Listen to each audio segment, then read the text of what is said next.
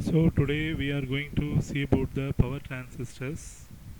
So what is the difference between the normal transistors and power transistors means there are two major differences. The first one is the power transistor has to block major voltage or higher voltages so that some additional layers will be present that will decide the voltage blocking capability of that transistors. And the second one is the low on-state resistance or a low on-state voltage drop.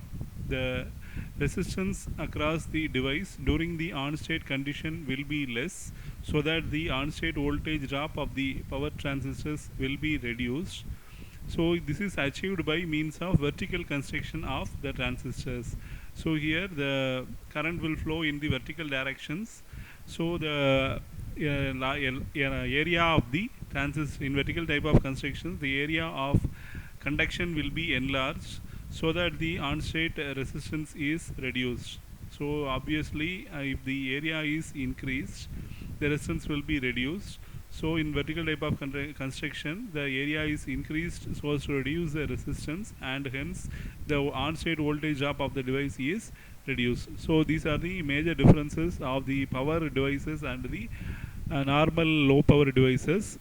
So it is mainly classified into three types, that is MOSFET, IGBT and the transistors. So here first we can go and see the power BJT. So these are the devices that have controlled turn on turn off characteristics. That is the turn on turn off process will be controlled by the base current. If the base current is given, the device will be turned on, and if the base signal is removed, the device will be turned off.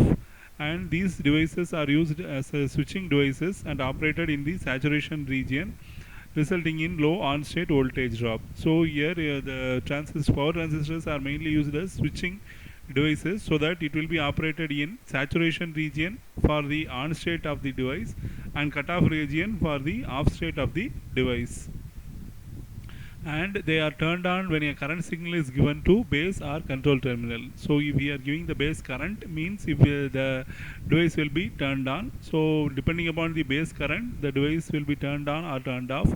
So it is called current control device. Depending upon the base current, the output parameters will be controlled. So it is called current controlled device, and the transistor remains on as long as the control signal is present. Whenever we are giving the base signal, the device will be turned on, and whenever we are removing the base current, the transistor will be turned off. So it is called as current control device, and uh, continuously or fully controlled device.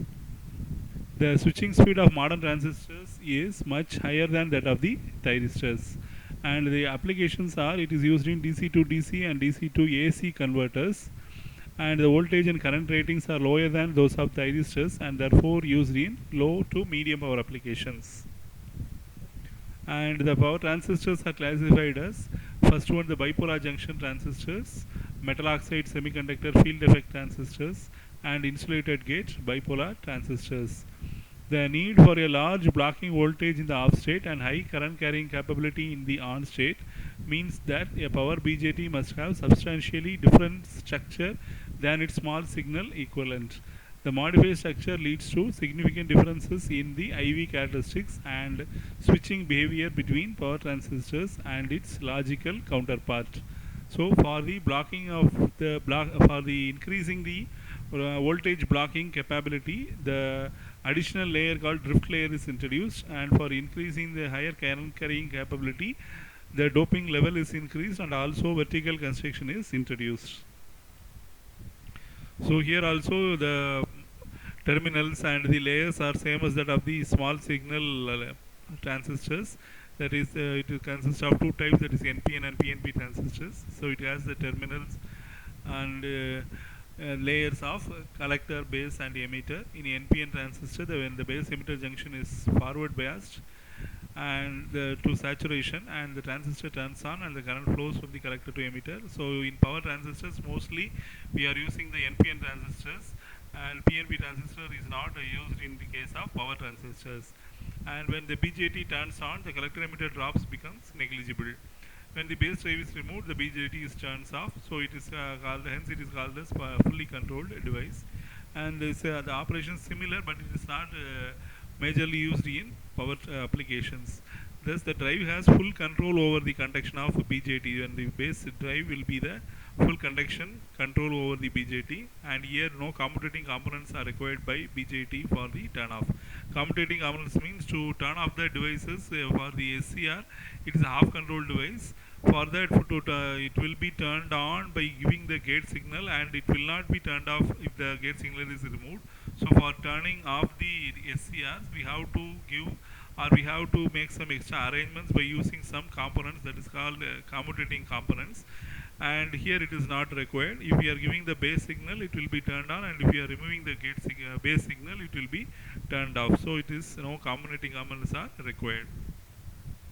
So this is the symbol as we have studied in the electronic devices. So here also there are three terminals, that is collector, emitter and base for PNP and NPN. So here this is the vertical structure of the power BJT, the lower diagram. So here we are having the four layers. So first one, so we are having the base. So here we are having the different types of dopings. So the N plus means it is heavily doped, and it is in the range of 10 power 19 centimeter power minus 3, and N minus means it is the lightly doped region. So that is the collector drift region. So the collector is split into two parts. So one will be the highly doped region, that is 10 power 19, and another one will be the 10 power 14, that is an N minus, that is a lightly doped region. And the lightly doped region, the drift region, it will decides the voltage blocking capacity of the device. And the base is an p-type layer, so it is moderately doped. So if the signal is if the symbol is not present, plus or minus symbol is not present, means it will it shows if the doping level is moderate. So here it will be the 10 power 16. So the base layer is of moderately doped region, and the emitter is also highly doped region, that is N plus layer 10 power 19, and the area of the or the length of the each layer, that is collector, emitter and the drift layer, base layer, the length is given. So first one, the 250 micrometers, its collector, and the drift layer is 50 to 200 micrometers, and the base is of very thin layer, that is 5 to 20 meters, and the emitter will be 10 micrometers. So the collector will be very large to emit to collect more number of electrons. So the power transistor is a vertically oriented 4-layer structure. So here we can see it is a vertically oriented structure. So as in the normal case of transistors, the electron will flows from the collector to emitter, and the conventional current will flows from the emitter to the collector. As here the current will flows from the topmost layer, that is the emitter layer, to the collector layer in the downward direction. So it is the vertical current flow between the emitter and the collector layer, and the area of cross section is also large when compared to the horizontal type of construction. So the power transistor is a vertically oriented 4-layer structure of alternating P and N type. The vertical structure is preferred because it maximizes the cross-sectional area through which the current is flowing, and it is also minimizes the on-state resistance and power dissipation in the transistor. This I have already mentioned. So R is equal to rho L by A. If you are increasing the area, means that will decreases the resistance. So if the resistance is decreased, means the on-state power dissipation of the transistor will be reduced, and the thickness of the drift region determines the breakdown voltage of the transistor. So the thickness and the doping level of the drift layer will decide the voltage blocking capacity of the transistor. The base thickness is made as small as possible in order to have good amplification capabilities and to reduce the recombination in the base. So to reduce the minimum or to have minimum recombination, we are having the thickness of the base is as small as possible, and the doping and the thickness levels are already explained. So this is the steady state characteristics of the BJT. So here we are having some extra region, that is quasi saturation region, and the saturation region is divided into quasi saturation and the hot saturation region. So apart from this, we are having cutoff region and the active region. So in power transistor will be never operated in the active region, so it will be operated only in cutoff region and the hard saturation or quasi saturation region. So there are four regions, namely cutoff region, active region, quasi saturation and hard saturation region. In cutoff region, the base current is almost zero, hence no collector current flows and the transistor is said to be in off state.